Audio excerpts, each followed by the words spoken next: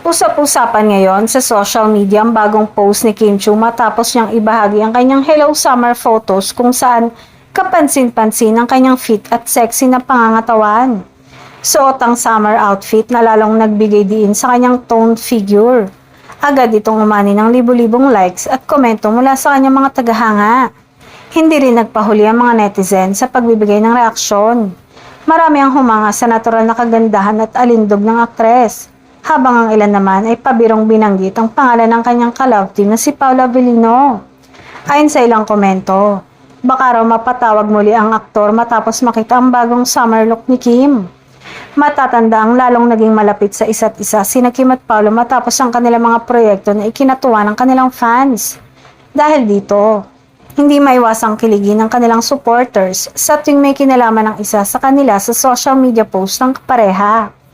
Samantala, patuloy ding sinusubaybayan ng fans ang mga susunod na proyekto ng dalawa.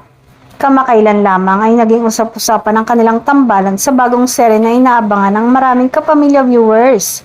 Sa kabila ng pagiging busy sa trabaho, makikita pa rin sa mga post ni Kim na marunong siyang maglaan ng oras para sa sarili. Sa ngayon, patuloy pa rin pinag-uusapan online ang naturang post ng aktres.